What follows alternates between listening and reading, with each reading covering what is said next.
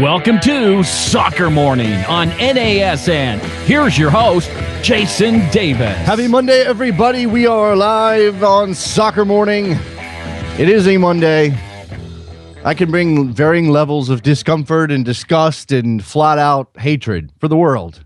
Never hate the world more than you do on a Monday morning, especially if you wake up to another 9 or 10 or 12 inches. It doesn't even matter anymore.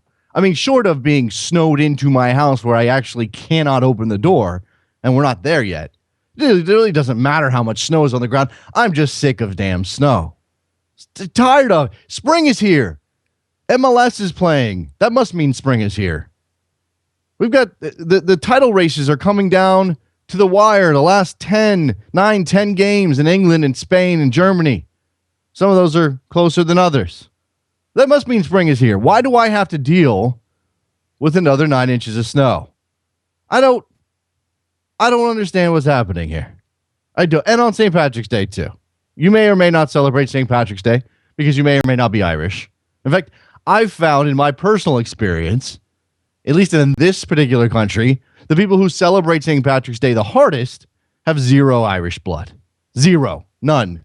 They are so far from being Irish that it's a joke. And yet they're the ones going out. Gotta drink the green beer and do all the stereotypical Irish stuff. Or I'm sorry, stereotypical St. Patrick's Day in America stuff. Because, let's remember that maybe this holiday has been corrupted a bit.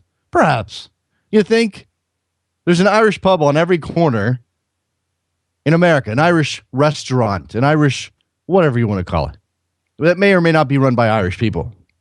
My local Irish pub, it's called McMahon's, and they do that thing, the job exchange, where they fly an Irishman over to man the bar. So it's got that Irish flavor. They're working, except the menu is Irish food bumped up a level, and you pay $29.95 for it. So there you go. It is St. Patrick's Day. It's snowing where I am. I hope things are better where you are. I hope that the weather is nicer and that you feel spring in your bones, because we are in week 2 of MLS. As I mentioned, we're coming down to the wire in England. Big blow to Chelsea's title hopes with Aston Villa getting a 1-0 win at Villa Park over Chelsea. Jose Mourinho, I think I heard this stat before that game started. Jose Mourinho has never won at Villa Park. That's mind-boggling to me. The first stint, he never won at Villa Park. This stint hasn't won at Villa Park. Stunning. Fabian Delph, goal of the week. Fabian Delph, goal of the month, maybe? That good? Did he know what he was doing? Did Fabian Delph know what he was doing? Anybody?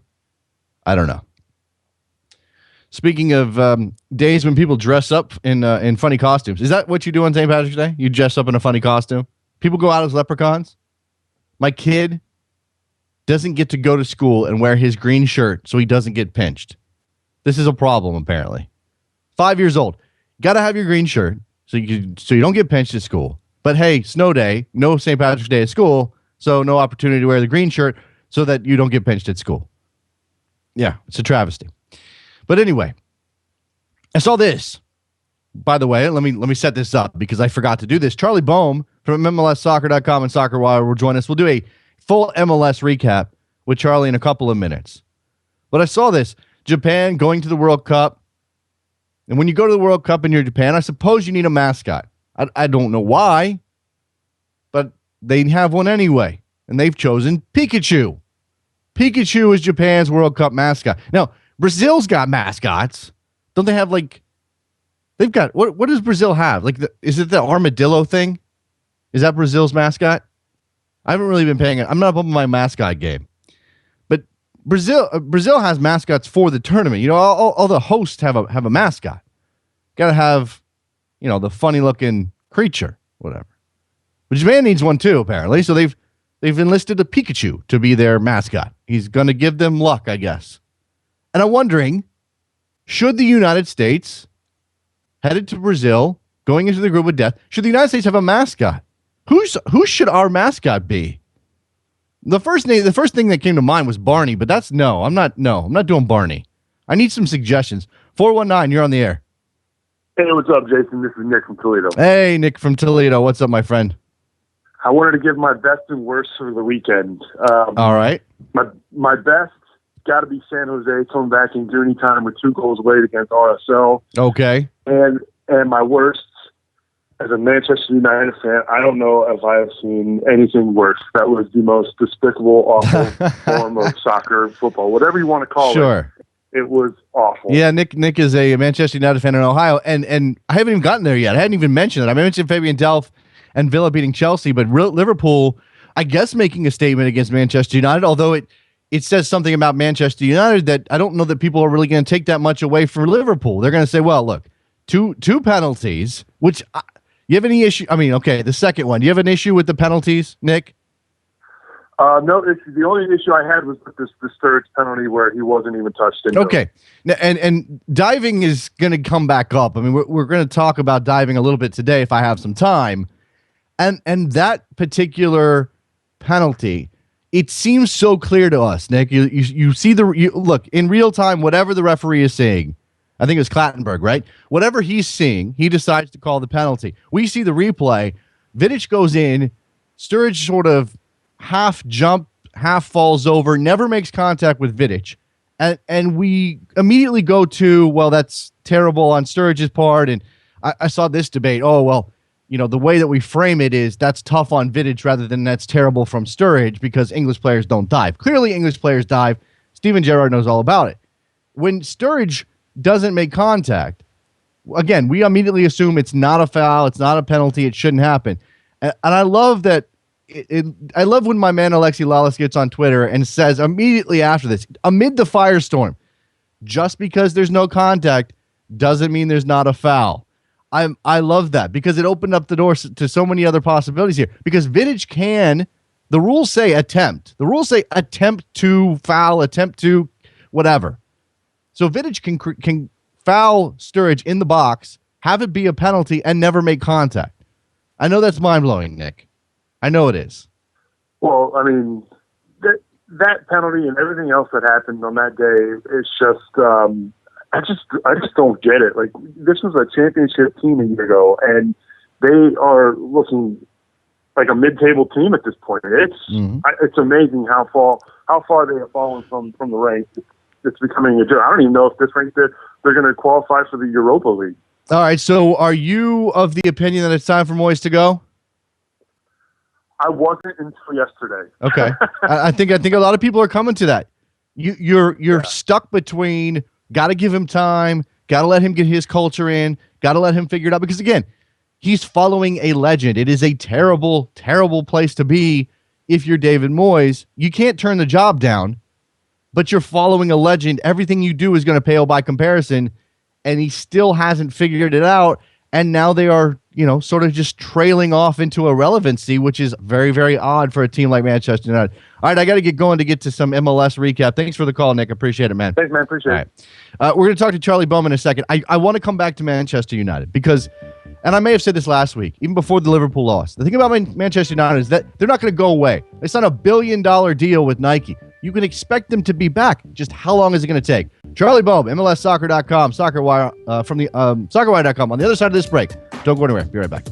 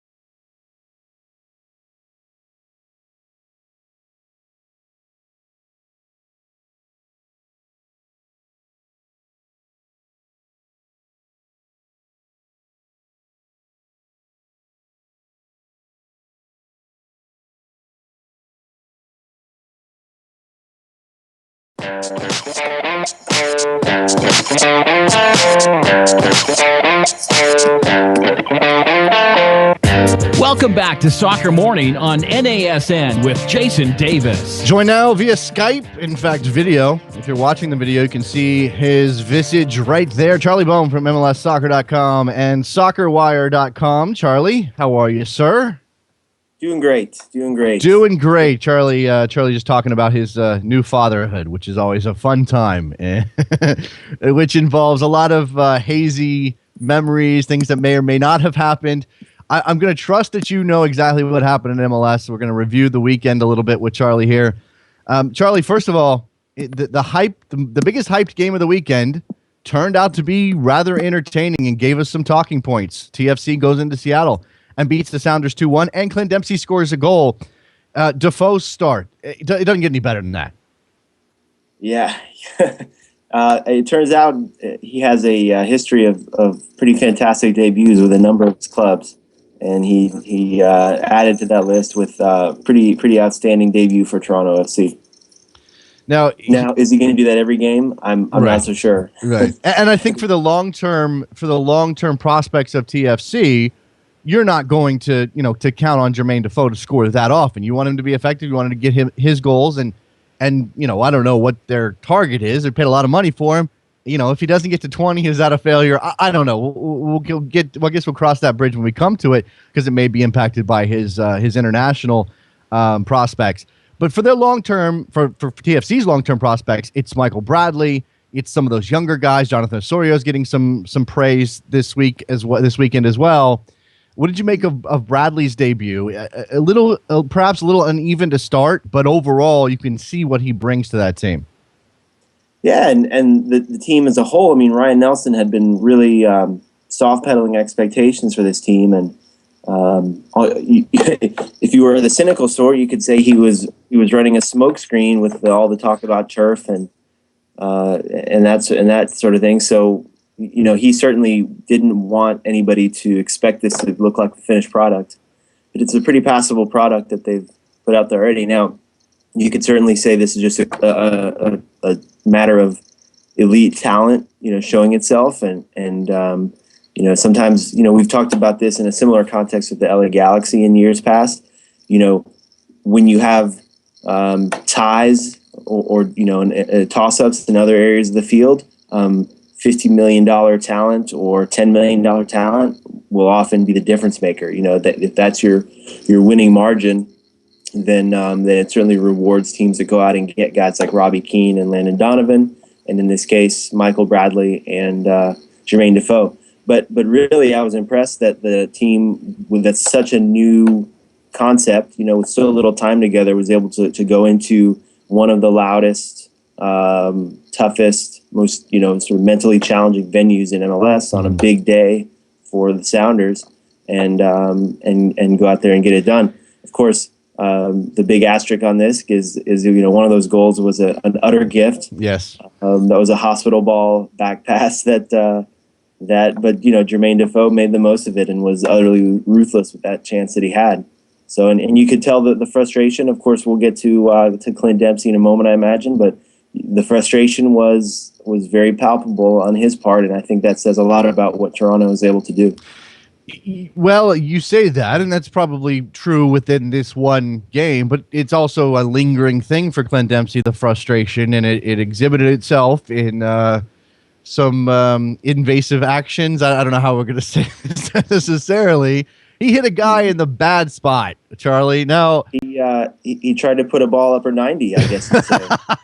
Very good. Very good. I like that one. All right. Two, actually. He also, somehow he managed to involve two balls on the field. He also scored. And, it's interesting to see, look, we are a couple of months ahead of a World Cup where we expect Clint Dempsey to play a major role for the United States, success or failure. But it's interesting to see him in Seattle now, playing for that particular club, and they're not well loved in a lot of places outside of Seattle, and doing the things he's doing and exhibiting the frustration he is and hitting Bloom the way that and it's sort of turning Clint Dempsey into an MLS villain, is it not? Yeah, and I should note too, after the match, I think watching it on television or replays, we would say, the average watcher would say there was pretty clear intent there. Dempsey insists that he knew Boehm was behind him, and he was, he was lashing out, but it was incidental, and he had no intention of doing it. So, Okay. he just happened to make contact with that particular area. Yes. Anyway, I don't know. I'm not going to delve too much into that, but there's been a lot, of course, on Clint's shoulders, and this is the sort of the dark side, or maybe more accurately, just to call it the reality check for guys in this position. If you are the subject of one of these big investments, and we may well see this with some of the TFC guys we've just been raving about over the next few months, when you are the guy, and you have to justify, a big outlay and a lot of hype, that takes its toll. And so, I feel for him, even though it's, he's taking home a nice paycheck, and he's at the centerpiece of, the biggest fan base and maybe the most ambitious organization in the league. There's a lot that's wearing on him, and it's all only going to get worse over the next 6 months. And I really don't know yet if he's ready, both psychologically and mentally and physically, in terms of the workload that's going to be placed on his body for the next 9 months, because it could be one of the most intense stretches of any American player's life. It's interesting that we had sort of the Seattle collapse last year. They get past Colorado in that knockout game. They end up losing to the Timbers. It's a tough pill to swallow for the fans there. And throughout that process, I always felt like they were on a nice edge, and Siggy may or may not have lost that team. They made a lot of changes coming into 2014. They still have Clint Dempsey. They're still spending that money. Oba Martins is still around. There was a lot of questions whether or not he would leave, because that's what he does. And they they have a win and a loss in 2 games at home, and I still feel like they are teetering and could go either direction, and I wouldn't be surprised. Yeah, it's a fascinating overhaul, because they admitted, I think it was Brad Evans, acknowledged that they are perhaps in all likelihood, a less talented group this year, but a better locker room chemistry group, right? So Right. If that's correct, or even close to correct, then you sacrificed talent, which we were just talking about. Blue chip talent is a legitimate difference maker in the upper levels of MLS. So you've given up some of that in order to have more harmony among your team and in your locker room, and that's that's a serious gamble, and it's interesting to see that Siggy Schmidt does that, because he's feeling the pressure now, and he's been in this position before, you could say, as he's pointed out.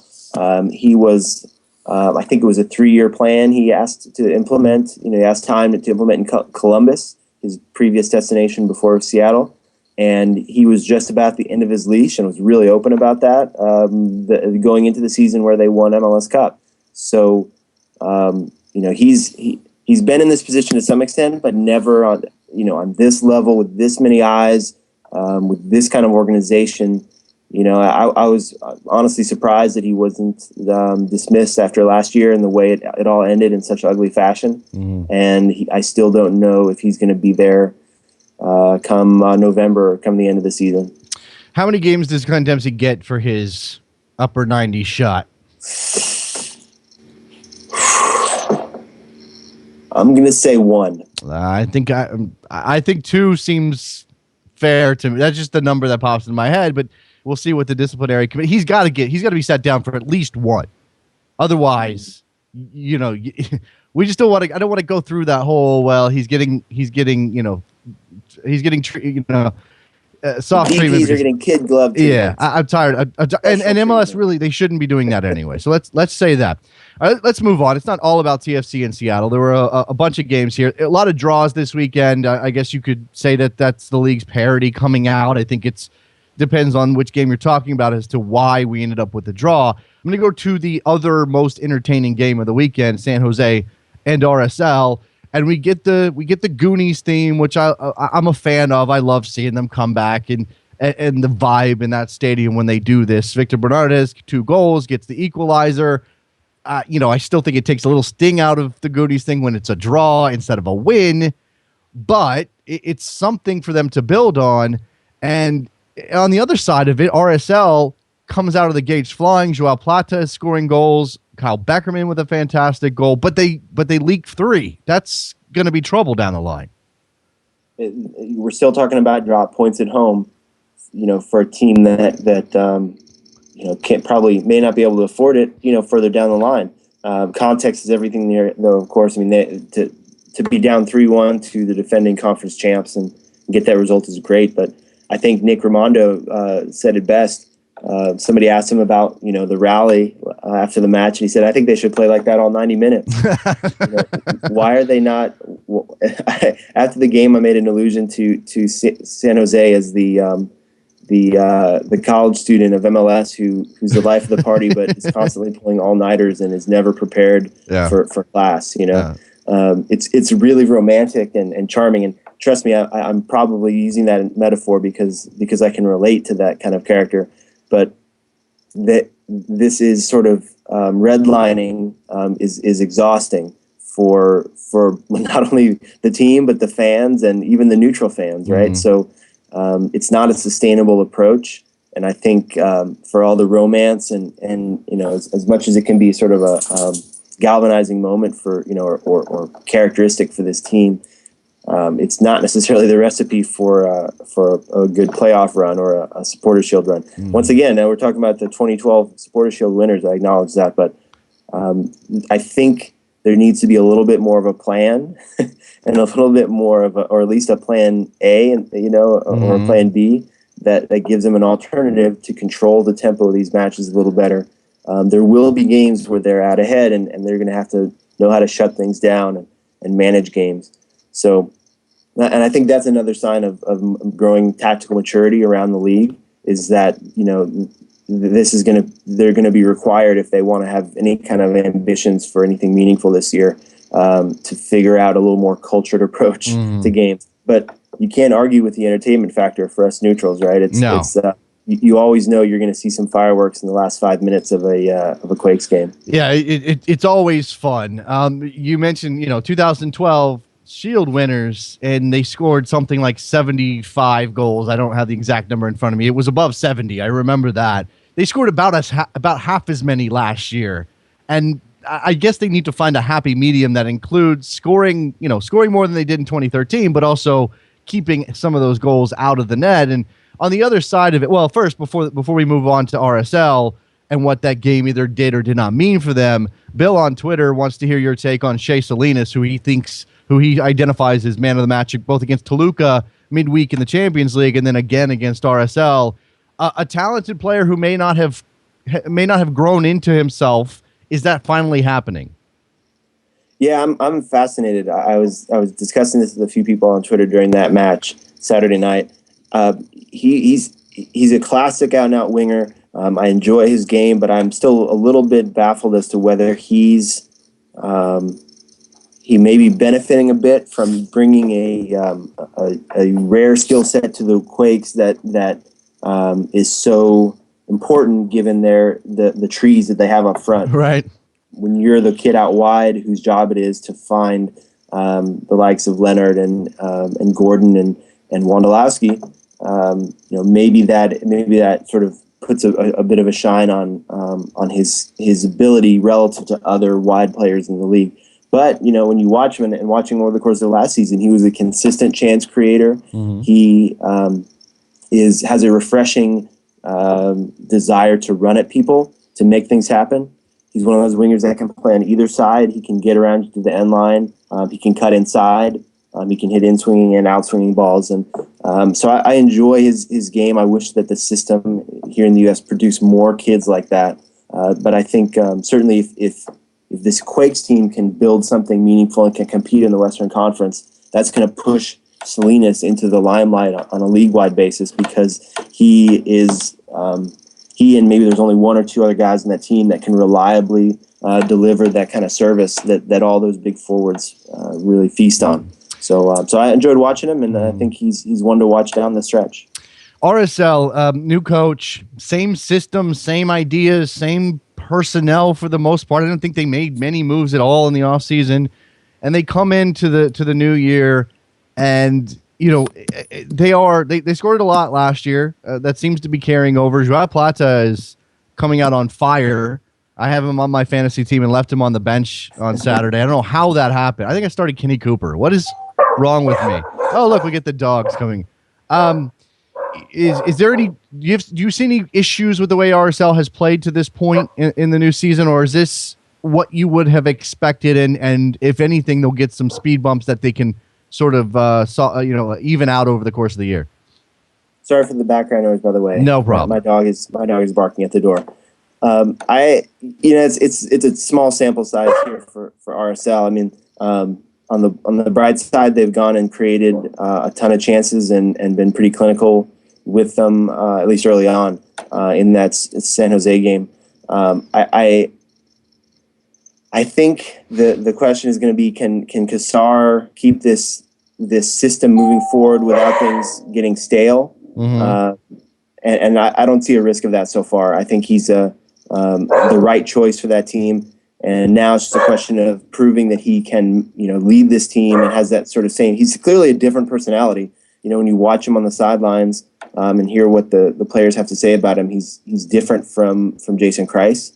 And so we'll certainly have him under the microscope a bit because he's still a rookie coach, a rookie head coach. Yeah. So we'll see, but I'm encouraged by what I've seen so far from RSL because there is a system there. There's a pipeline, and new characters come along and fill some of the same roles. And Plotz is a great example of that. Mm-hmm. Let's remember he was a TFC reject, essentially, and to use a harsh term, that he was through only modest fault of his own was ditched by TFC, and look at him now. Look at what he's shown with a little bit more stable environment. If I remember correctly, Plata was drafted by TFC, who didn't realize he was on loan to MLS from LDU Quito or somebody like that. Anyway. Let's move on. I'm going to stay out west. There's a lot of talking points here. We could do this all day, but I definitely want to touch on Portland, who through 2 home matches has 2 points. The first one, they needed a late goal to equalize against Philadelphia. And then yesterday, Quincy Amarikwa sold that, and maybe the penalty was harsh on Portland, but it still doesn't look like Portland has their feet underneath them in the new year. If they can't win these games at home against competition, you would expect them to take out. Well, I'd have to go back and look, but they may have only had 1 point after their first 2 matches a year ago. Okay, fair enough. First 2 home matches. They opened last year with a loss to Montreal, I believe it was. A Montreal team that went out and beat both Seattle and Portland in back-to-back games on an season opening road trip. The dynamics are a little bit different this year, but they have not stood on their laurels. If you want to compare it maybe as a little bit of a contrast to what RSL did. Portland, clearly Caleb Porter was able to implement a really effective approach there last year, but felt like he needed to make a few tinkering moves and augment his talent. I like the moves that he made in terms of the attributes of the actual players. Gata Fernandez has impressed me. I think he's a great talent. Of course, Valeri is going to have a little bit more time having bedded into the league and the club. But that also has led to a little bit of a chemistry issue, I think, at least on a subtle level, in terms of the combinations, the movements on the field, the roles. I don't know that it's going to be a lasting problem, but certainly they're not performing. That attack is not making the most of the possession and the chances and the talent that they have up top. So I'm inclined to believe that it's a blip, and we're going to see the more of the full flow Timbers in the weeks ahead. But they have to figure out, who wears which kind of hats and what kind of roles. So that's going to be a little bit of a work in progress on the game field for Portland. Yeah, they right now, yesterday they started Footy Danso, and Paparato was responsible for the penalty again. Amarikwa, amazing job selling that. I don't know that it was really a penalty. I have. And Jason, that wasn't even the softest penalty call of the week, not by a long shot. Right. And I started the show. We mentioned Daniel Sturridge and his theatrics against Manchester United yesterday, and I have less of a problem calling a penalty on Vidic in that situation than I do the penalty in this game on Paparazzo because of the way America played it. Vidic, you could argue, was still in the act of fouling or trying to foul Sturridge. I'm not sure that was the case here in this game. And you mentioned the softness of this penalty, not the softness on the weekend. And the referee thing came back around a little bit, Charlie. We had a week where there wasn't anything major. There was maybe one penalty call that you thought could have gone either way, and even that probably would have been a penalty with the regular refs. This week, several different calls. Is it a function of the scab refs, or is it a function of just poor refereeing, and we would have seen it anyway? Regardless of what you think about the labor conflict, they're working with a much smaller pool of referees. There's no way to say that it's anywhere near as deep as the original pool of referees, as the PSRA group. So, given that, we're seeing the sample size grow a bit and problems arise accordingly. So, which if you extend that, then the concern is that that's going to continue. That the more we get to watch these replacement refs in action, the worse it's going to look. But it's interesting. I mean, I think the PK call on James Olave in the Red Bulls game was even tougher and tighter and probably more debatable than the one we're talking about in Portland. Yep. And that was the most experienced of these replacement refs. That's the guy who's in a leadership position within pro. So I think that it's going to be a problem, and it was a calculated gamble on the part of the league and pro to go into the opening weeks, some of the most hyped and watched sections of your season with second choice or third choice. I mean, however you want to look at it, referees. Mm-hmm. And so I'm concerned that this is going to continue. And there were a lot of talking points. It wasn't much of a talking point in week one. There's a lot to talk about from the replacement refs this weekend. Yeah. Some of it is trying to enact league initiatives. The league focus has been on time wasting and shoving and grappling in the box, which is on paper that makes sense. But when you see referees specifically instructed to put that into practice, there's always moments that are jarring. And by the way, we're going to see this in the World Cup. I'm sure there's going to be questionable directives handed down to those referees as well. So there's going to be plenty of talk about refs in the year ahead. Just to give everybody an update on where the referee negotiations stand right now, Pro and the PSRA have been are now in mediation with the Federal Mediation and Conciliation Service, and they've gone into the radio silence portion of the process with the lockout in place. So hopefully there's some progress made in the next couple of days, and we don't go into a third week with the replacement refs. Again, I expect we'll have some controversial calls this weekend, even if the regular refs return, Charlie. But you just you heap on the criticism, and you sort of add to the upset when it's not the regular refs who are making these calls. You mentioned James Olave and that penalty call in the Colorado game with New York. And, okay, Thierry Henry scores, becomes a cameraman. It's all good feelings. They give up that penalty. Okay, questionable, whatever. But at the same time, New York really didn't give themselves the chance to take that game by the scruff of the neck and outright win it. They didn't create enough chances. Is it going to be a problem moving forward, or is it? I mean, I know it's early, and Henry didn't play last week, and Olave didn't play last week, but you didn't see a whole lot of improvement roster-wise from New York. What are they going to do this season? Yeah, similar to RSL. Consistency was the mantra there, given last year's accomplishments. To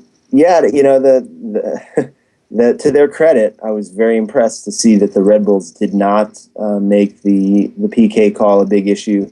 They readily acknowledged their lack of Mike Pecky called it a lack of imagination, a lack of creativity. So yeah, that game was theirs for the taking. I mean, they put Colorado backs to the wall for the first half hour or so, and I was impressed by the response the Rapids showed. They were sort of given a little bit of a let off. A few chances went begging, but also some good defending. Kept it at 0-0. And then Pablo Mastroeni in his managerial debut showed a pretty clear tactical idea, a pretty good level of trust in some exciting young players. And so, given that was the first match for the Rapids and the home debut for the Red Bulls, it is still early, but I think this is going to be a consistent theme. I mean, this is still given there's the Supporter Shield winners, which is supposed to be sort of a paragon of consistency. The Red Bulls are remarkably erratic from game to game, from moment to moment. Even last year, they wound up being the best team in the regular season, but they had games where they were clearly mailing it in, where they just didn't show up. And that's strange to see from a team like that with those kind of veterans and blue chippers at the top leading things in Henry. So it's a little early and it's so I'm not going to rule them out. I still think they'll be in the playoff places and be in the championship conversation at the end of the season. But it does come down to making the most of your opportunities. I mean, a good comparison is Toronto FC. Toronto FC was had a few openings, and because of the quality of Jermaine Defoe, they made it show on the scoreboard. Mm-hmm. And that's the challenge for teams like the Red Bulls. Mm-hmm. And I think we'll see it with the Timbers as well. I think that we're going to see it over and over with the Timbers and RSL. You're clearly a tactically and technically excellent team, so now you have to show that on the scoreboard. I'm going to go through some of these other scores, and you stop me if you have anything you want to say. We'll use this as sort of a wrap-up tool because we've been talking forever. Philadelphia 1, New England nothing. Anything there? Revs are flirting with crisis. The idea that they may have been scouted and found out is an interesting one. Mm-hmm. But maybe there's locker room dissent there, or at least locker room difficulties because of the Goncalves situation. So certainly something to watch. I've been stunned by how poor they've been. But there is time to get that ship back on course. But they gotta resolve that issue with their best defender. Yeah, that's an issue. Why Kellen Rowe didn't start in this game? I don't understand that based on what he was able to do for them last year. So they have some questions there. In New England, Philadelphia looking pretty good to start the year very impressive as they put together. I think this may be Hackworth's year. Yeah, absolutely. Let's see. Sporting Kansas City 1, Dallas 1. Both goals on set pieces. The Dallas gets an equalizer late in that game. I thought they had blown it by not marking Aurelian Collin on. I don't understand how you don't mark Aurelian Collin. And I know the initiative is grabbing and all of that stuff in the box, but I would mug the hell out of Aurelian Collin and let the referee make a decision because he can't be the guy that beats you on that play. Yeah, the word is out now. But once again, drop points. That game was a little bit chaotic. I didn't watch all 90 minutes, but the 40 or 50 or so that I watched, it was a ref in Abio Kalaja who kind of let things go. Yeah. And of course, no one will benefit from lax refereeing the way that Sporting Kansas City does. I still need to see a little bit once again of game management of Plan B from Sporting because. Their sort of rough and tumble stuff doesn't always give them the buffer and the leads that it should. So I still even though they've got an MLS Cup in their hands, which I credit them for, still some growth potential for that team. Yeah, and that's a team that may have. I mean, obviously they wanted to win that game at home, but they may have sacrificed 2 points on the altar of the Champions League. They rested Graham Zusi for that game. So that's a clear indication that Vermes is going to put what he can into the Cruz Azul match coming up on Wednesday. Houston won for everyone. Yes, for the league, for the club, for everyone. Yeah. Houston won, Montreal nothing. Will Bruin on the score sheet again. This time benefited from a deflection, but Houston firing out. The only team with 6 points so far through two rounds. Some teams haven't played twice, but there you go. Mm-hmm. Yeah, the Houston is looking like the Dynamo of old. It's looking also like they're going to live and die on two guys, on Bruin and Boniek Garcia. Mm-hmm. Interesting to watch. They're moving Boniek into a central role more often, a central midfield role. With the World Cup coming up, and once again him maybe vaguely analogous to Shea Salinas in San Jose, the creative one that they look to create chances and break down defenders. I think he's going to be fun to watch this year, as always. And if he has an exemplary year, it's going to push the Dynamo right up to the top of the league. And last and probably least, certainly in the stands, Chivas won, Vancouver won.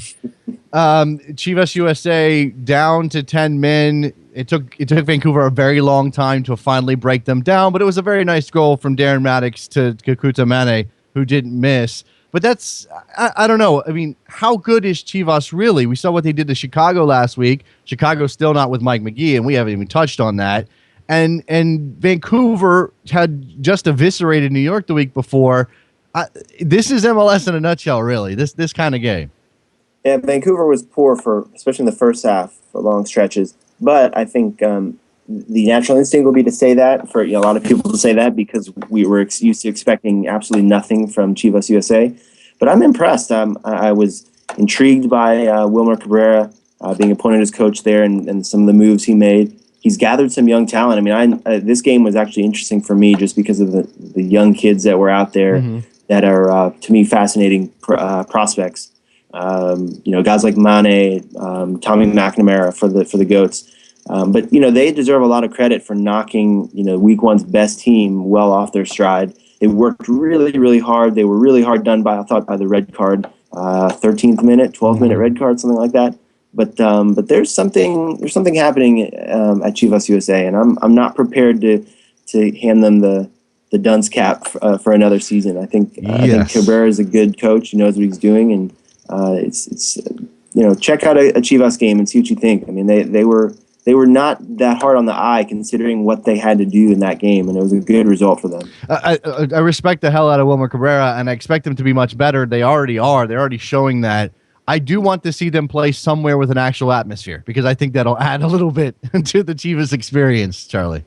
Yeah, it'll be fun to watch them go to places like Seattle and Portland and Kansas City and see how they handle or I'm not sure if they're going to Kansas City this year, but to places like that and see if it bumps them up to another level because it's a challenge. It's going to be a different sort of challenge for visiting teams to go to play the Goats at the StubHub Center because. Sort of like that Cyprus match that the U.S. national team played. You think an empty stadium would be easier, and on some level it is, but it's also just a weird environment. And I really do hope that that SoCal soccer fans, they're not already married to the Galaxy, pay some attention to this team and watch them for a few weeks. And if you need to be won over by what you see on TV before you head out to the stadium, that's understandable, but. I think they're going to be an interesting team to watch down the stretch. Yeah, stop attacking Tijuana team buses on the way back to Mexico and go to a Chivas USA game. All right, Charlie, because I recall that we hadn't touched on it yet, and he is the reigning MVP, I saw you tweeting about Mike McGee and the fact he hasn't played for Chicago yet this year. We know that there was the quote-unquote holdout, although I'm not sure it was ever actually labeled that. And maybe some rumors of a dust up with Frank Yallop. What's the deal with Mike McGee at this point? Is he injured? Is he not? Is he fit? Is he not? What's the situation? Yeah, well, I'd heard a few things and it was mentioned on Twitter and was promptly had a number of folks in and around Chicago reach out, and so I learned some more interesting information. So I'll pre-disclaimer. This is all. This is hearsay? This is a lot of rumor. Okay. There's certainly a fair amount of hearsay to it, but the buzz during up to and during that Chivas Chicago game last week was that Mike McGee and Frank Yallop had some sort of disagreement in the pregame. He had made that trip. He felt he was fit enough to start. Yallop actually discussed the possibility of him starting, but said he'll definitely play a role in some fashion in that season opener for the Fire. He did not. He did not see the field. He didn't train until Thursday this past week apparently, but he still made the trip to Portland. He was not in the game day 18. I've heard both sides of this. I've heard people say that the reports of a dust up between them or an argument between them were overblown and are not accurate. But at the same token, whether he's 80% or 90% or even a little bit less, I think when you have the reigning MVP on your team. You put him in uniform on game day if he can possibly play a role. And if he's going to be the centerpiece of your team this season, which you would expect so, given that he's in his prime and he's by far their most notable and most accomplished player, it's a little strange for me to see the way he's managing him. I'm sure that Frank Yallop's response would be that he simply is not going to rush it. He won't take a chance with McGee's fitness. This is a hamstring issue, which will only linger if you don't manage it properly at the beginning. So I understand all that. But there's just something odd to it, and there's something off about the relationship. The way that the club has handled it has not been entirely transparent. So that adds to the doubt. Once again, this is all difficult, if not impossible, to prove. But I think it's something that bears watching, because I'm a little surprised at the way the reigning league MVP is being handled at the moment, and it's going to have to be determined on the field. We'll have to see how they respond and how they got a decent result yesterday in Portland, but a lot of questions in Chicago. It's one of those things that the mind immediately races to the speculation that a new coach, and Frank Gallup's a respected guy in MLS, but coming into that situation, clearly given a mandate to overhaul the fire and get them back to some kind of winning ways, maybe he's making a statement or a play for some power here, because it would be easy for Mike Magee to sort of be the biggest figure in that club without Frank Gallup sort of, and this is an excuse. The hamstring is an excuse. Obviously, whatever the deal was with Magee not showing up to training camp with everybody else is part of it as well. I mean, it seems like that it could be that. I'm not saying it is. It seems like it could be that. So Magee, was reported to have been holding out in search of a larger contract, and he's a steal. He's clearly far and away the biggest steal in MLS. I think his current salary is in the neighborhood of $150,000 a year. So he was reported he was holding out. When he came back after a little more than a week, the club said he was not holding out. He was on personal leave, and he was on the media junket for the league. He said he wasn't holding out, but those reports are incorrect. I've got smart people in Chicago telling me there's no question that he was holding out. Mm-hmm. So what can you say? When a player says he wasn't holding out, then that would seem to take the sting out of the issue. But there's just too much information, both official and unofficial, flowing around that's conflicting, and it doesn't all add up. So that's I've been accused already of rumor mongering for suggesting that or saying that, but to me that's the reality that I see when I look at that club. But I give Yalop a lot of credit. He's trying to change the culture there a little bit, implement his own way of doing things, his own mindset, and in doing so, he wasn't impressed with what his team gave him against Chivas, and so he made serious changes, brought in a lot more youth to the starting lineup, and they gutted out a result against a very good team on the road in Portland. Certainly riding their luck though. So. And Sean, if we had more time, we could get into a whole dissection of the calamitous goalkeeping methods of Sean Johnson. Oh man, future U.S. international, or current U.S. international, I guess. Yeah. I mean, if not for Will Johnson being just that much off, that's a loss for Chicago when we're probably talking about it in different terms. And the clamoring for Mike Magee to get back in that team is even louder. And I imagine you're a Fire fan. You're confused right now. You're just absolutely confused right now. And even if there are some things being said that would seem to explain away the situation, it's not going to make anybody feel better when you're struggling for goals. You've got 1 in 2 games, right? So, or did they score against Chivas? I can't remember. They got beat by Chivas. Yeah, they scored. I think it was a 3-2 game. Oh, so they right. Scored. That's right. They created chances and whatnot, but it's unclear. What exactly is what the tactical plan is going to be, and I think Yalop is still coming to grips with the job, and with how he's going to build this team and what his plan A's and B's and so forth are going to be. I just think if you've got Mike Magee in your traveling party, he's such a strong presence both on the field, in the locker room, his charisma. Why is he not at the center of what you're doing, even if he's carrying a knock, a minor injury? Yeah, there you go. Charlie Boehm from MLSsoccer.com and SoccerWire.com giving us way too much of his time. The dogs are barking. People are coming in and out of your house. You've got a baby there. I know it's a hectic life, and I appreciate the time, Charlie. Thanks a lot. If the TV's gone, if somebody's taking stuff, I'm going to have to send you a bill. Okay. All right. You let me know about that. There goes Charlie Boehm with his insights on an MLS, second week of MLS in the season. We'll come back. We'll talk about this mascot question. We'll talk Premier League, whatever else you guys have on tap. Phone lines open. Soccer Morning, North American Soccer Network, NASN.TV.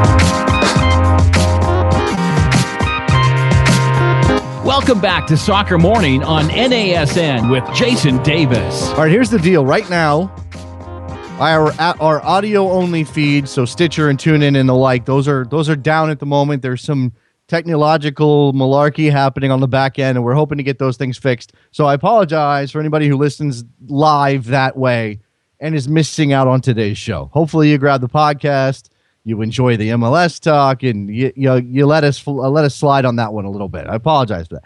Second bit of business in the housekeeping mold. Remember last week I started the Stu Holden for Soccer Morning campaign on a lark on Twitter for fun. Started rolling. You guys helped us out a lot. Stu took notice. Said if he gets 50 retweets, he'll do the show this week. We got 80 retweets in like 2 minutes. So we are in the process of opening up communications with Stuart Holden. We are negotiating with Stuart Holden. I don't know what that means exactly. Sounds important. Makes it sound important. We are trying. We're reaching out. Our people, Trevor, has reached out to Stuart Holden to try to set up the time so that he can join us and host Soccer Morning one day. If it's not this week, we will make it happen. I mean, he said this week. Hopefully we can make it happen this week. But if not, you guys will be patient. If Stu comes on this show, I think we're all good on giving him a little bit of some time to figure out when he wants to show up. All right. I started this show talking about Japan naming Pikachu, which is from, what is that from? Why am I blanking? What is Pikachu from? Pokemon. Yeah, Pokemon. Pikachu from Pokemon is their World Cup mascot, and I've got a couple people on Twitter. I asked for suggestions. I got some excellent suggestions. But first, David Conrad says, I live in Japan right now. Everything here has a mascot. It's a cultural thing. Yeah, I realize that. I realize that this is a very Japanese thing to do, to name a mascot for the team before you go to the World Cup in Brazil. And perhaps the United States doesn't need a mascot. It's not a cultural thing here. But if we had one, who would be our mascot? Now, you got to find that. You got to strike that balance, right? You got to be tough and kind of aggressive, but not overly scary, because ultimately mascots are kind of about kids. And I don't know. All right, Vincent Toronto. So remember, he says King Kong. Okay, I don't know if that's a political commentary or not, but there you go. Oscar has Captain America, which is a little too on the nose. That's just a little too. It's got to be a little bit more subtle than that. It can't be Captain America with the shield and the stars. It's a decent suggestion. Rob says Kate Upton. Rick from the soccer. He's got Optimus Prime, which I think is brilliant. Really, Optimus Prime as the U.S. men's national team mascot for Brazil. Fantastic, and really, the best part is that once they get knocked out, when it happens, he can change into a truck and take all the stuff back. No, I'm kidding, of course. Smokey the Bear, that's from Sir Ringo. I like that one too. Juan says Chiva Fighter. No Chiva Fighter. Chiva Fighter, the scariest of the MLS mascots. Go find Chiva. If you don't know Chiva Fighter, the Chivas USA gigantic, steroided out goat mascot. Go find him. Conrad says Lion-O, King of the Thundercats. We've got Lion-O and Optimus Prime. So we're just going to go with an 80s cartoon theme. So there you go. I like that one. Adam says the Stay Puft Marshmallow Man. Okay. That's not a bad one. And Brendan says Breck Shea with his guns and his American flag shorts. Yeah, there you go. That one's a little controversial. Yeah, Breck, by the way, like when we talked about the finger thing that got him sent home from Barnsley and that loan, I failed to even mention that he had the controversy on Instagram with the guns and the American flag shorts and that thing, which he had to apologize for in England, which I don't think would have made a dent here. I don't think Americans really, I mean, look, he's from Texas. What do you expect him to do?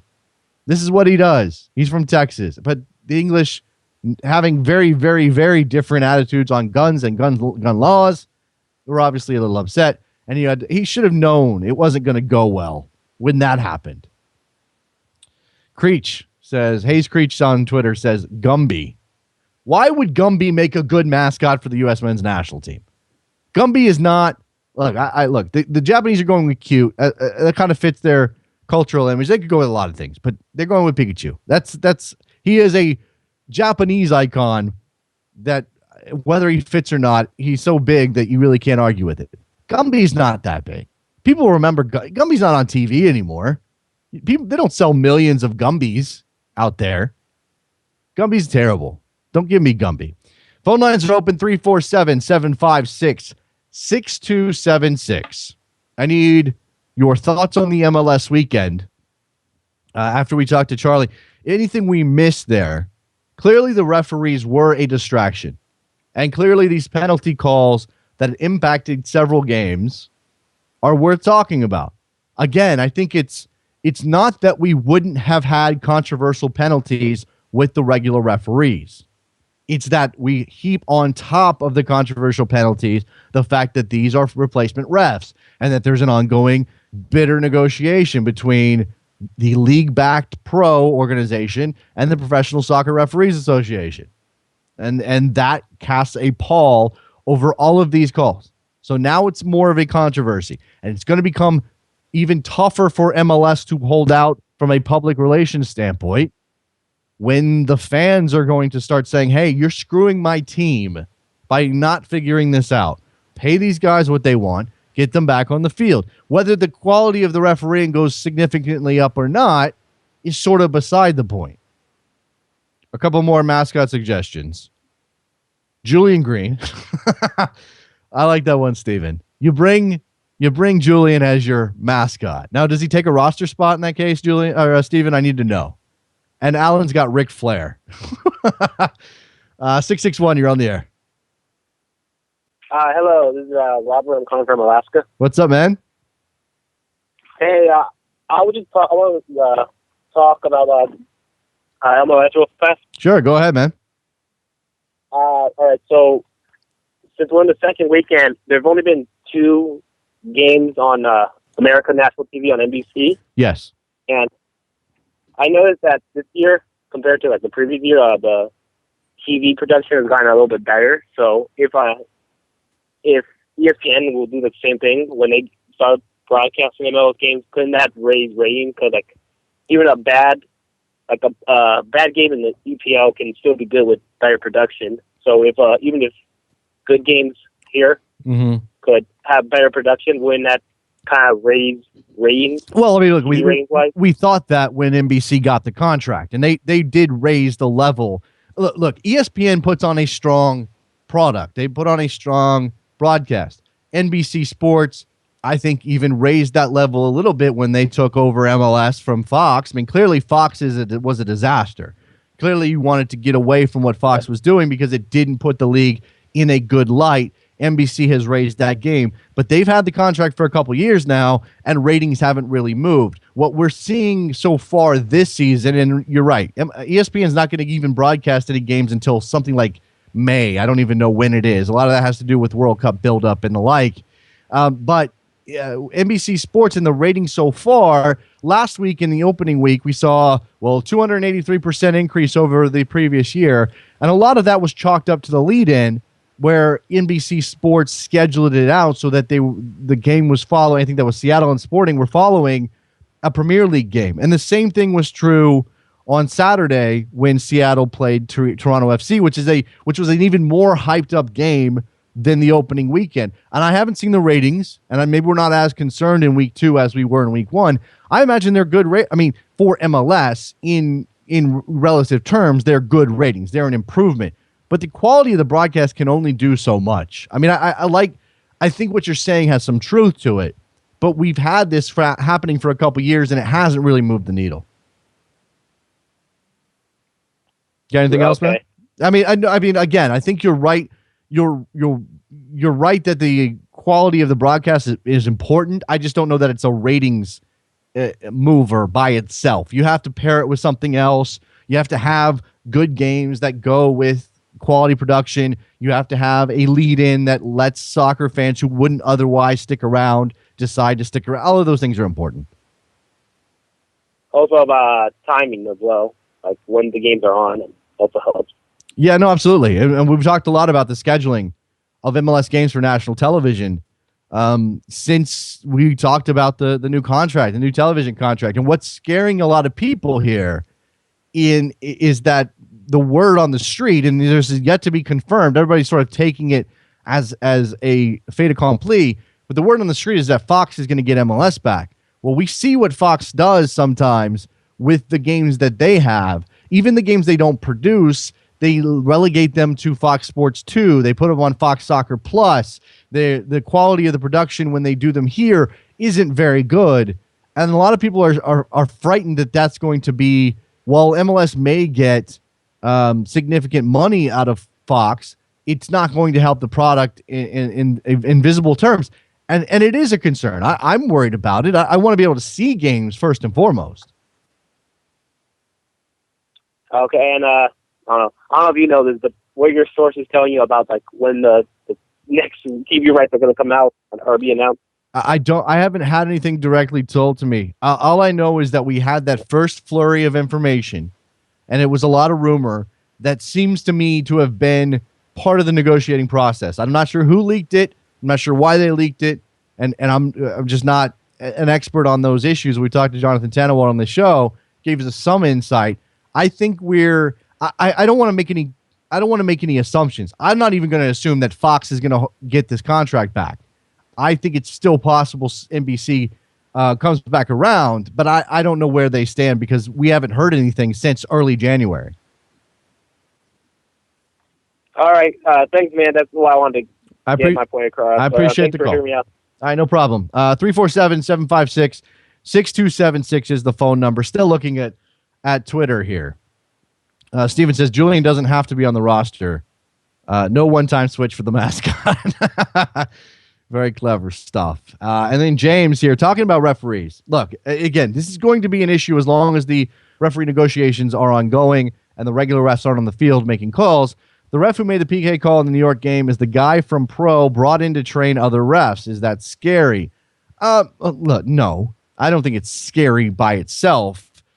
And as Charlie said, the guy making that call is the most experienced of the replacement referees. The issue, look, bad calls are going to happen. We hope they don't happen on a regular basis. And I'm actually more concerned as a fan. I'll say it this way. I'm less concerned about controversial PKs that they happen one time in a match than I am about the overall tone set by a referee in a match. I don't want to see again, we talked about Abi Okalaja and his control of the Sporting Kansas City FC Dallas game. I want to see a tone set that provides for some decent soccer. And that's my first concern. If a bad PK call comes up, okay, that's something to be considered in the moment, case by case. 508, you're on the air. Hey, long-time listener, first-time caller. Wondering about what your opinion is on the hyping up of the Revs and their poor performances so far this season. I mean, they get blown out so early and haven't even scored a goal in 2 games. Yeah, they're still young. They're working out the kinks, and there's the whole Goncalves situation. So, just wondering what you're thinking about that. I think the Goncalves situation is a problem, and I think it is hanging over their heads. And again. And I have to check with some people who know New England are paying attention. I'm not sure what's going on with Kellen Rowe and why he wouldn't be a starter. Was he injured this weekend? Do you know that? I mean, I don't think there was anything official on it. I heard that there might have been like a little knock or he wasn't fully fit, but I still think you should be starting in the game that after you get blown out and your fans want to see at least something coming from it. Yeah, I'm not sure what's going on there. They obviously need Sire Sen back. I don't know that Teal Bunbury is the answer. I think Teal Bunbury has some ability. I think he can be effective in the right setup. Is this the right setup? Open question there. Is in this game without Kellen Rowe, Lee Nguyen's in the center. Is that the best place for Lee Nguyen? Is Diego Fagundes going to have? Look, I know he's been a pro for 4 years, but really what we're talking about would be a sort of a sophomore slump after his breakout year last year. Is he going to be marked out of more games, and how is that going to impact the New England Revolution? And again, Goncalves defending, defender of the year is not playing. And you're starting a guy in Andrew Farrell who played so well outside last year in the center. I don't know. I mean, it seems like there are more questions than we really thought there would be heading into the campaign. And I'm willing to give Jay Heap some time to work it out. But the longer they go without scoring, the longer they go without a win, the longer they go without a point, it's going to get kind of dicey up there. Got anything else, man? No, just a quick guess. I don't know. All right. Appreciate the phone call. All right. There you goes. 347-756-6276. Phone number. Dave Clark from Sound at Heart. It's got to be a best 11, really. Pikachu, only mascot, team captain. Let's go with the Avengers since there's marketing money there. The Avengers as the U.S. men's national team. Okay, I don't know. I'm thinking about this. I'm pondering this. I don't want. I mean, the Avengers are fine because they're sort of a hedge between Captain America and somebody like Barney. Who else was suggested? Trying to go back through these. The American Outlaws as the mascot. I don't know about that either. Like those guys. Come on now. Lion-O or King Kong or Kate Upton. I still don't understand that one. Producer Trevor wants Frankie Hayduk to be our mascot. Frankie Hayduk is more than a mascot. Frankie Hayduk is a force of nature, really. I mean, you don't want to just have him be there, man Scott. That's terrible, and you should be ashamed of yourself, Trevor. Man Scott. All right. Frankie Hayduk dancing around, drinking beers, hyping up the crowd. He's a little mascotty. I got it. But he is also a great player. I think it kind of takes away from his playing career. We just turn him flat out into a mascot. I don't know. Has Diego Maradona suffered in his post-playing career by the sort of cartoonish antics that he's put out there into the world? I think so. I think that's probably fair, right? Speaking of cartoonish antics, Eric Cantona, who is a cartoon, but in this very refined sort of French way, he was arrested, I think, in London last week, something like that. And something that involved, I don't know, there was some kind of mix-up, a paparazzo or something. He got into it. No surprise there from Eric Cantona, getting into it with a photographer. But I saw something this morning that made me chuckle. And yeah, this is the source on this is not one of my favorite places to go. But this is from Tribal Football. Graham Ruthven, who covers the U.S. national team for This Is American Soccer Now, and writes on the Cosmos for One World Sports, tweeted this out. Man United legend Cantona, I have no idea about my New York Cosmos contract.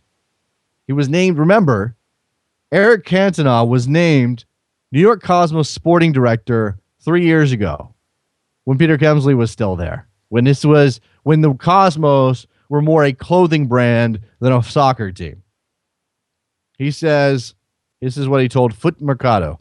That's what I do there. Frankly, I don't know whether I'm still the sporting director. I signed for president who was a major shareholder at the time, and unfortunately, he's no longer there. I have a contract that isn't being respected at the moment, but I'm still available for the club. Now, in the aftermath of this getting out there, a little bit of Twitter conversation, our man Dan Dickinson, Gothamist Dan on Twitter, he tweeted out that the club has confirmed that Cantona is an international ambassador currently for the New York Cosmos. So he's not the sporting director. He's not the guy that's making any of the decisions. He's not the guy responsible for putting together the youth academy. He's not even the guy who gets to sit in the cool throne and get his picture taken anymore. He's not even that guy now. What he is a guy who exists and is therefore nominally connected to the New York Cosmos, as far as I can tell. Now, I don't know what kind of contractual obligations the Cosmos have with Eric Cantona. And I love Eric Cantona from the sort of voyeuristic aspects of his personality, of his being. I mean, clearly, like the guy, he's a legend at Manchester United. He's a legend for his antics. He's a legend for the trawler comments. He's just, the guy's fantastic on many different levels. But it doesn't mean I want him associated with my club. So I'm assuming that for the Cosmos, this is kind of a good thing, not to have Eric Cantona really meddling in their business. And really, what would he do? He seems like the kind of guy who would say, oh, you want me to be the sporting director for the Cosmos? Okay, what do I do? Sit there. Look cool. Just sit there and look cool, Eric. We're going to take your picture. We're going to put it out there. Brand new Cosmos era. And then when the ownership changes, they're like, really? Eric Cantona? Not only, while the man may or may not know anything about the game, and in fact, he's on the record as saying that since he retired, he doesn't even watch any soccer. But whether or not he knows anything about the game, you just can't trust the guy. He may disappear at any moment to go off and film a French movie. So how could you possibly want that guy running your club in any meaningful way? So this is good for the Cosmos. It's just funny that he thinks, or he doesn't understand, or he doesn't know. Yeah, I'm still there, kind of, maybe, sort of. Just be, Eric, over there. And maybe if the Cosmos have an event, they can call him up and say, hey, here's our international ambassador. What a great job. What an amazing job that must be. I see some of these guys, and look, some of these guys work hard, and I'm not trying to slate all of them. But I see some of these former club legends, not just in soccer, but in American football and the NFL, it happens. I think it probably happens a little bit in maybe basketball. These guys are called team ambassadors. Really, all they're doing is going out to charity events, doing a little PR. Maybe they make a few phone calls on behalf of the marketing department. Maybe they're selling some season. Hey, this is Joe from the New York Giants. I just wanted to see if you were interested in renewing your season tickets this year. Oh, you want to talk to Harry Carson? Okay, here you go, Harry. That's what they do. That kind of thing. Or, hey, wouldn't you like to have a conversation with Eric Cantona? Maybe he's the guy who puts you over the edge for the sponsorship. Maybe it's that. Maybe you were a Manchester United fan back in the day. I don't know. Am I going to give money to the New York Cosmos? Oh, look, Eric Cantona's calling me. That's cool. That's good. There you go. Another suggestion for the U.S. Men's National Team World Cup mascot. Lightning McQueen. We need the NASCAR crowd. Do we need the NASCAR crowd? And is the NASCAR crowd really behind Lightning McQueen? And do we really want do we really want that voice as part of the national team campaign in Brazil? Not so sure about that. All right, we still got 15 minutes left in this show. 347-756-6276 at Soccer Morning on Twitter. Obviously, Davis JSN, hit me up at there as well. Haven't really talked about the Premier League weekend. Touched on it at the beginning. And Nick called in to kind of moan about the state of Manchester United. And I don't think it was that Manchester United lost to Liverpool yesterday. Really. Even at Old Trafford. Considering the way the season has gone for United, considering the difficulty settling in that David Moyes has had, the ups and downs of their season, it's not that Liverpool beat United yesterday. It's the manner in which they beat United. And it's the sort of lack of, and like these are nebulous things, and I know pundits like to bring them up because you can't really prove them either way. But it just doesn't seem like Manchester United has any of the drive or spirit that you would expect them to. And now we are in that moment where really, seriously, it's starting to be necessary to ask if David Moyes should be in this job for much longer. I know he got a long contract. I know that everybody sort of acknowledged that it was going to be difficult to follow in Fergie's footsteps. I know that in sort of this easy to do sort of way before the season started when he took the job, and the summer didn't help, but we'll get to that in a second. But even in this way that, you always you can conceive of your patience. I'm going to have patience with this. We're going to wait it out. We're going to give him some time. It may not happen right away. This is a project. We've got to see this through. That's easy to say at the beginning. It's easy to say when Alex Ferguson steps down and he says, I want the guy to be David Moyes. And again, what is David Moyes going to do? Say no to Manchester United? I'm happy here at Everton with no budget and 7th place as our goal every year. No, of course not. He's going to take the job, have the chance at titles, have the chance at Champions League glory. Of course he's going to take the job. Even if he recognizes following in Fergie's footsteps is going to be difficult. So he does. He takes the job. Then he has trouble settling into the transfer market. Doesn't really get his head around what to do with the team when he's got some money to spend. Ends up sort of panic buying Marion Fellaini at the last minute. It just doesn't go well. They go into the season. It takes some time for his style or his tactics to take hold. Probably still haven't. He's got issues with Rooney and Van Persie. He's got injuries to deal with. He doesn't have enough creativity in midfield, but Kagawa's not there. Kagawa's status hangs over him. All of these things. All of these issues. He's got an aging squad. And now we're here. And you said, yes, I'm going to have patience. We're going to wait it out. Give David Moyes some time. He's going to figure it out. This is an adjustment period for everybody involved. But then you get here and you see what they did against Liverpool yesterday. And you look at the table and you see where Manchester United is. And it's such a shock. It's so painful for those fans that you can't help but wonder if he's going to have to leave. Maybe he decides it's time for me to go. Producer Vince, what's up, man? Oh, hey, Jason. I try not to call, but then, while you say the phone lines are open, the questions start formulating in my mind, and I have to get them out there. I know what you mean. That's why I talk for an hour and a half every day. Yeah. So what questions are on your mind today, Vince? Well, being Canadian, naturally, I have a question about the U.S. national team. Being Canadian, naturally, you would, yes. I want to know because, yesterday on the Best Soccer Show with Jared, you were talking about, what players are for 2014, what players are for 2018. I wanted to know where you feel like the Gold Cup ranks in that.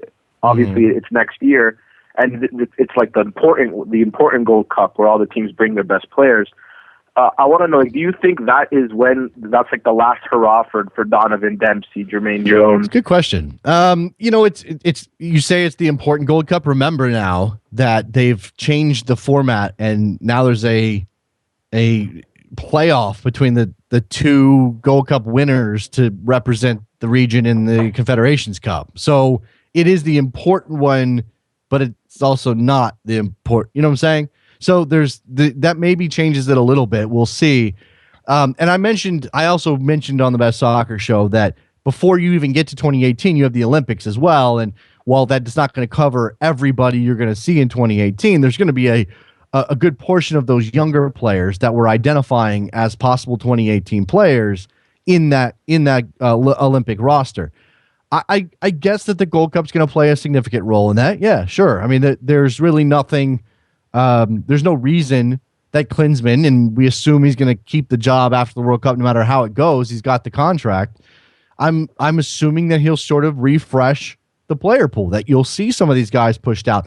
I don't know how quickly he'll push out guys like Donovan and Dempsey and Jones, whether or not he will use that Gold Cup as sort of, let's mix in some of these vets who served us so well and were there in Brazil with the guys like Luis Gil, like Julian Green, if he's cap tied by then, like Will Trapp, if he's a guy that's getting any sort of love on that level. We'll see about that. Well, all right. I mean, like, as a Canadian, I'm a bit excited for it because, like, recently there's been a lot of really good young talent that, you know, are starting to see minutes for their clubs, like, everywhere. And so, like, I don't expect the Gold Cup to go that well for Canada, but, you know, we should get guys like Jonathan Osorio and other players like him, you know, getting more time, which is exciting. And I mean, like, I'm sure the U.S. fans, like, want to see, you know, DeAndre Yedlin, Luis Gil, right? Even, like, you know, guys like Dwayne Holmes, if he gets consistent minutes from here until, like, something like Danny Klinsmann decides, I want to check him out. Let me ask you a question since we've got you, and since you are interested in both teams, and you're obviously a Canadian and therefore a Canadian national team fan, how has the new coach done so far? I mean, can you even really judge him yet? I mean, what has he had to do at this point? It's difficult because I mean, we had most success under Stephen Hart, who you know, he was the coach when we ended up losing that horrible game in Honduras all those years ago. And after that, you know, we had that guy who was at FC Edmonton, who I think we ended up losing to like a PDL club or something in a friendly. Yeah. And so, you know, Benito Floro comes in and he started transitioning. I mean, my issue with it a lot is that a lot of the players that he brings in aren't even playing, you know, professionally, in the sense that he's brought in guys who are playing for the reserve teams in Germany or anywhere, and they're seeing minutes. I mean, I remember Kyle Becker had been playing more for Canada than he had been for Toronto FC. This is when Toronto FC was terrible. So, but he started, you know, he's bringing in new guys. He's bringing them into training like Klinsmann does with these young guys occasionally. Mm-hmm. You know, we're seeing more like Jordan Hamilton, who just got signed by Toronto FC. He was brought in for training. And he's still keeping some of the old guard. I mean, Julian de Guzman still sees time. He's called up De Rosario. But I think that's going to start to change. And I feel that when Will Johnson becomes available to play, because he hasn't been playing for Canada recently, we'll start to see the team figure more around him, and he'll be the captain of the team. And I think Benito, like, I don't know, because he's most known for coaching Real Madrid in the 90s, and I haven't looked up his record. I don't know how he did then. So it'll be interesting. We haven't won any friendlies, anyways. I mean, we did win that one against the Fort Lauderdale Strikers, but you know, decent.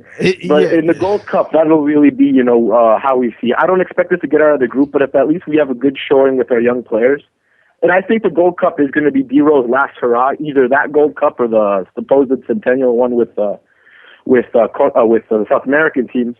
I still think D-Ro will be a part of that team, but then you know, other than him, I do see there being more young players being featured. Yeah, I mean, I guess that's a tough balance because, I mean, let's be honest about it. The depth of the player pool for Canada is just not there. You don't have that many options. So how do you balance out? Well, look, we've got De Guzman and we've got, you know, De Rosario, and these are older guys that we really would love to push out and give some younger guys some opportunities. But those guys either aren't playing for their club's teams or have yet to really become professionals. And how early is too early? And let's not overexpose them before it's really their time. That's got to be tough. It is. I mean, we have a number of good prospects. There's two players at AC Milan, but the issue is they have Italian citizenship as well. So if there's any chance of them playing nationally, they're most likely going to play for Italy. I mean, we have that guy at Queen's Park Ranger, Junior Hoylett, who has represented Canada's youth teams, but he doesn't want to represent Canada because he still believes he can represent England. Right. And he's talented, but he's just not committed. And we all know with Jonathan de Guzman. And now I've had people who tell me this, and I want to get your perspective when it comes to Giuseppe Rossi. He tells me that he left Canada when he was 11 and he went to Feyenoord.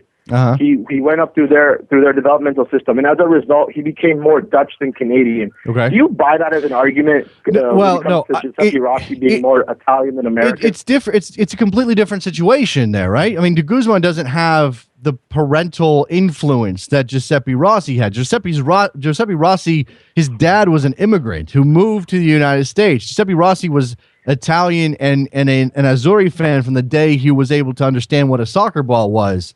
So when he had his opportunity to go back to Italy or go to Italy and join the academy and become a professional, all of that was part of, the milieu that he was dealing with as an Italian-American son of an Italian who was completely loyal to that national team. So I don't think the same argument would fly. Oh, all right. I mean, because the worst thing with De Guzman is that he kept paying lip service to Canada. When the Netherlands wasn't calling him up, he kept saying, I'd like to play with my brother. Oh, we'll see how things go. And then he kept kind of ducking out of call-ups. He'd be like, I'm not injured. I have club commitments. I'm sorry. And then eventually, he ended up getting called up by the Netherlands, and then he hasn't looked back. And it leaves a bitter taste in my mouth. No, I understand. I think that's worse. I think it's worse. I really do. Vince, I think I think what De Guzman's situation, and look, I don't like getting into, what's going on in these people's heads. I mean, whatever his opinion, whatever his decision is, it's his decision. He may feel Dutch. I mean, I don't know. And it's easy for us to throw stones in this situation. But I do think that the lack of Dutch links before he got his opportunity to go over as a trainee makes it more of a spurious decision than what Giuseppe Rossi did. I have no problem with what Giuseppe Rossi did because he was never one to say, well, I may play for the United States. It was clear from the moment he had the opportunity, he was going to play for Italy. We all knew what the deal was there. That's different than what Jonathan De Guzman has done to Canada.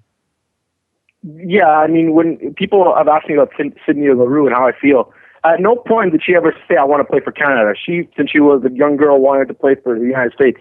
So I don't have an issue with it, like other Canadians do. So I get where that's coming from. Yeah. Because Rossi was clear with his intentions, and that's important. It's easy for us. It's easy for us to be righteous about these issues. Again, I allow for a lot of variation in what's going on in the heads. I got to go, Vince. I appreciate the phone call, man. Producer Vince from up in Toronto. A lot of variation in the way that these players assess their own nationality, their own loyalties. Does Jonathan De Guzman feel Dutch? Yeah, I believe him. He probably feels Dutch. He's been, as Vince said, been there since he was 11 or whatever.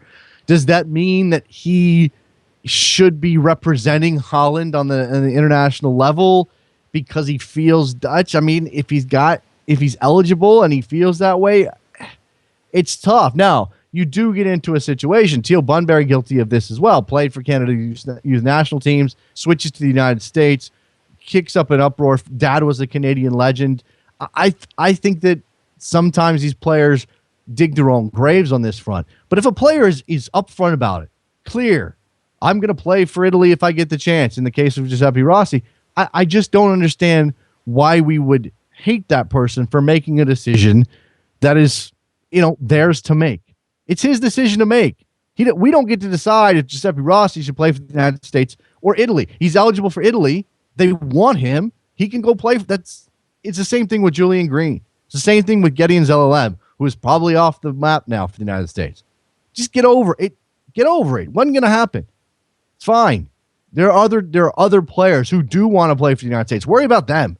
Worry about the players who do want to play for the United States, not the ones who are hemming and hawing and can't make a decision or have decided to play for somebody else. All right, we're done. We ran out of time. It's over. Thanks to Charlie Boehm for talking MLS with us today. Follow us on Twitter at Soccer Morning. If you go to iTunes, have a iTunes login, a rating and a review helps this show a lot. Let's bump this up. Let's get ourselves back up to the top of the sports podcast charts. And we will promise to be consistent with our podcast delivery. Thanks to producer Trevor for his help today, as always. And we'll be back tomorrow, Tuesday. I don't know. Something will happen between now and tomorrow in the soccer world, and we will talk about it because that's what we do. We'll see you then. Bye.